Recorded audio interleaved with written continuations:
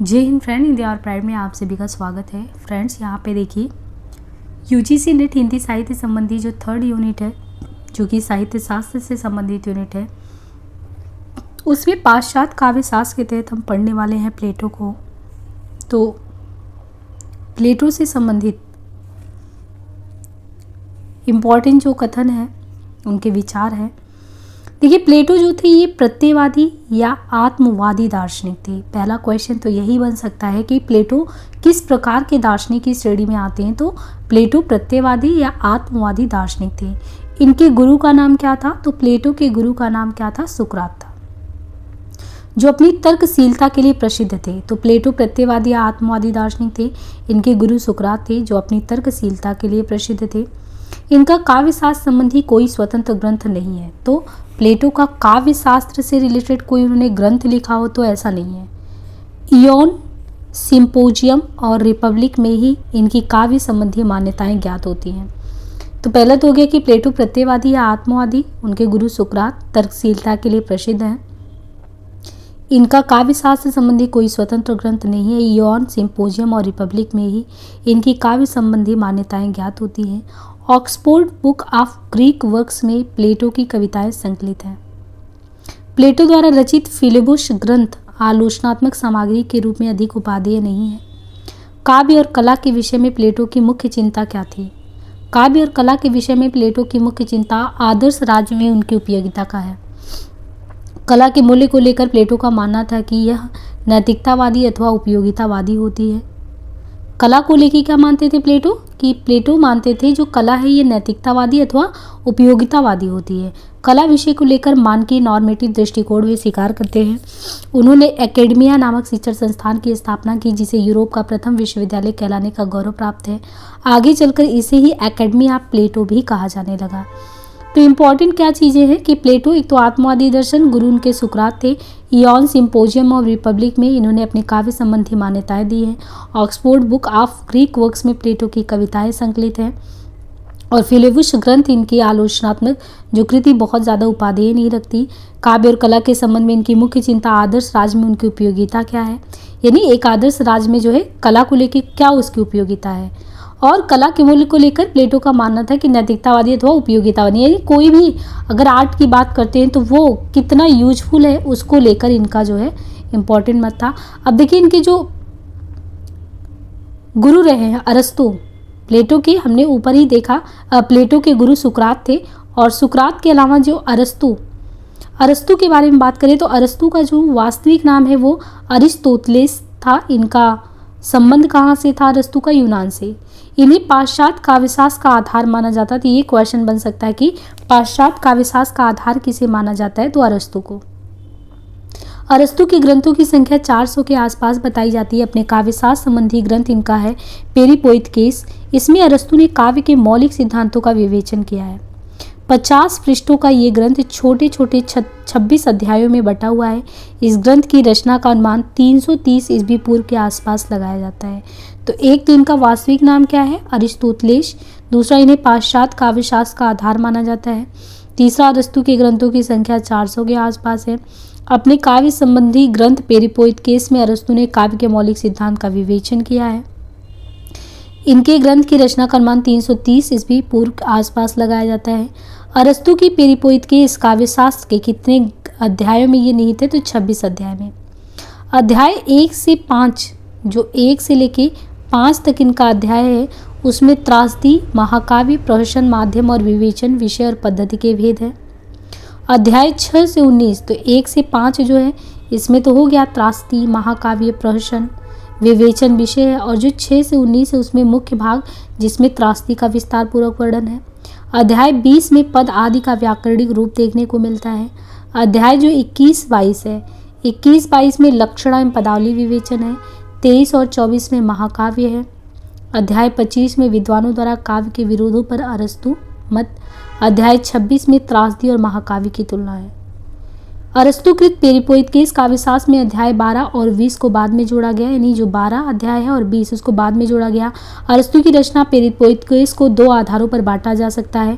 अब देखिए किन आधारों पर बांटा जा सकता है? 2 आधार, यूनान के काव्य स्वरूप की स्पष्टता एवं वस्तुगत विश्लेषण और प्लेटो के आक्षेपों का विरोध अथवा निवारण। यहाँ पे यूनानी भाषा में लिखी पेरिपोइस जो है, यूनानी भाषा में लिखी जो पेरिपोइस का अंग्रेजी में टी वेंसली ने ऑन पोएटिक्स नाम से 1780 में अनुवाद किया है। पेरिपोइस में आए महत्वपूर्ण यूनानी शब्द कौन से हैं? इसमें जो महत्वपूर्ण यूनानी शब्द का जिक्र आया है मिमेसिस यानी इमिटेशन, अनुकरण, कथारसिस, विरेचन, peripeteia, reversal of the situation, स्थिति विपर्याय, अग्नोरोसिस, अभिज्ञान, माइथस, विरेचना, एथोस यानी कैरेक्टर, पाथोस इमोशन, भाव, प्रोक्सिस एक्शन और कार्य व्यापार। इन सभी शब्दों के पारिभाषिक रूप को नीचे बताया गया है। अनुकरण जैसे रूपांतरण का वह उन्नत रूप जिसके द्वारा वस्तु जैसी थी अथवा है वैसा ही बताया अथवा दर्शाया जाए, जिसका होना पाया गया हो, तो अनुकरण कहलाता है। विरेचन का अर्थ है कि इसका शाब्दिक यानी इसका पारिभाषिक अर्थ भारतीय चिकित्सा शास्त्र में शारीरिक शुद्धता के लिए प्रयोग से होता है। कला क्षेत्र में इस शब्द को करुणा और भय के स्थान पर भावात्मक विश्रांति अथवा भावात्मक शुद्धता प्रदान करने हेतु प्रयोग किया जाता है। स्थिति विपर्याय क्या होता है? तो स्थिति विपर्याय जब दुखांतक में निहित कथानक को आवश्यकता अनुसार विपरीत दिशा में मोड़ दे तो स्थिति विपर्याय कहलाता है।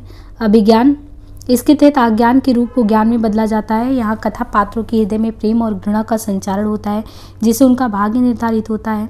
कला प्रकृति का ही अनुकरण माना गया है कला को। चरित्र, गुण अथवा चित्रवृत्तियों को व्याख्या देने वाला पक्ष चरित्र कहलाता है। मनोदशा द्वारा उत्पन्न प्रस्तुति भाव कहलाता है। कार्य व्यापार देखें तो आंतरिक कार्यों का बोध उत्पन्न कराने वाली शक्ति है कार्य व्यापार। अरस्तु कहते हैं कार्य व्यापार में निरत मनुष्य अनुकरण का विषय होता है।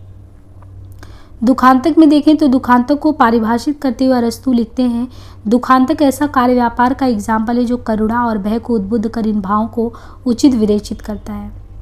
प्रकृति, बूचर प्रकृति को वस्तु का आंतरिक धर्म मानते हैं जिसके द्वारा विश्व सृजनात्मक प्राप्त करता है। अरस्तु प्रकृति के 6 अर्थ मानते हैं। देखिए अरस्तु प्रकृति के कितने 6 अर्थ मानते हैं।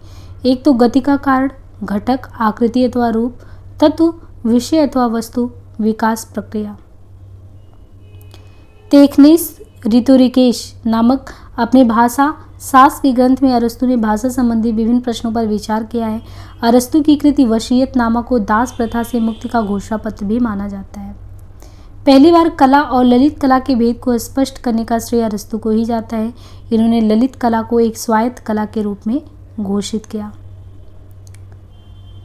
कवि व्यक्तित्व को ध्यान में रखकर अरस्तु काव्य के कितने प्रकार मानते हैं? तो कवि के व्यक्तित्व को ध्यान में रख के अरस्तु जो है काव्य के 2 प्रकार मानते हैं। अरस्तु कवि के भीतर की गंभीरता और उदारता को वीर काव्य से जोड़ते हैं। दूसरी तरफ कवि के क्षुद्र और विनोदी भाव को व्यंग्य काव्य से जोड़ते हैं। उदात्त मानव चरित्र को इन्होंने महाकाव्य के भीतर महत्व दिया है। महाकाव्य को लेकर अरस्तु ने कोई मुख्य परिभाषा नहीं दी।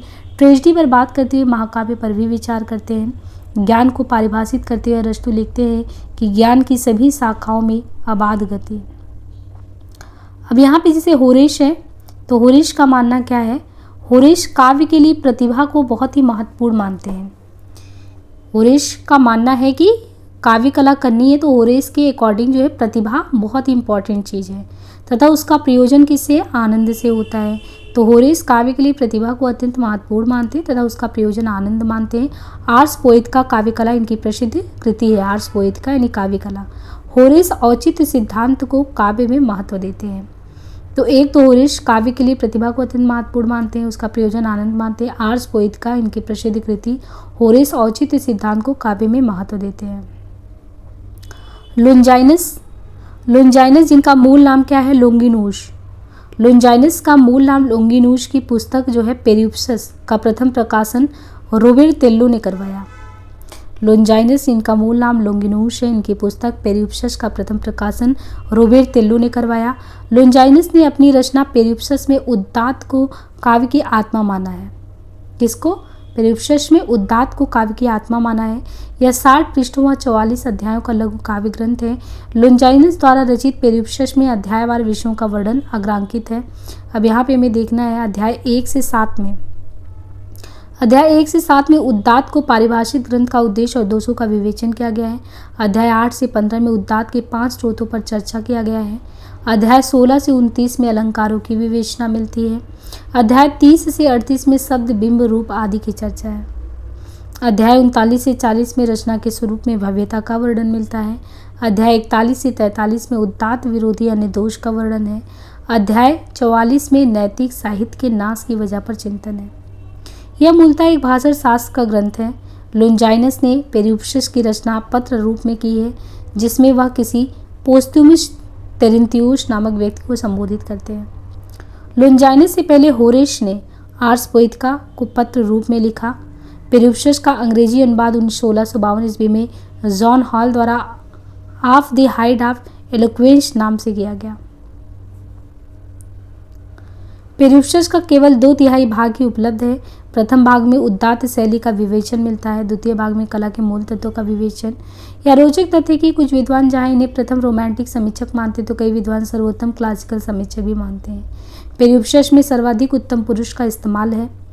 सैड्सबरी ने सबलाइम शब्द का प्रयोग of the height of eloquence वाग्मिता का प्रकर्ष के लिए किया। Sublimity is the echo of a great soul. उदात्तता एक महान आत्मा की प्रतिध्वनि है, ऐसा कहना है लोंजाइनस का। उदात्त अभिव्यंजना का अनिर्वचनीय प्रकर्ष और वैशिष्ट है, ये भी लोंजाइनस का ही कहना है। अब यहाँ से शुरू होता है वर्ड्सवर्थ से कि उनके क्या विचार रहे हैं काव्यशास्त्र संबंधी, तो उसे हम नेक्स्ट पार्ट में देखेंगे। आज के लिए इतना ही, धन्यवाद।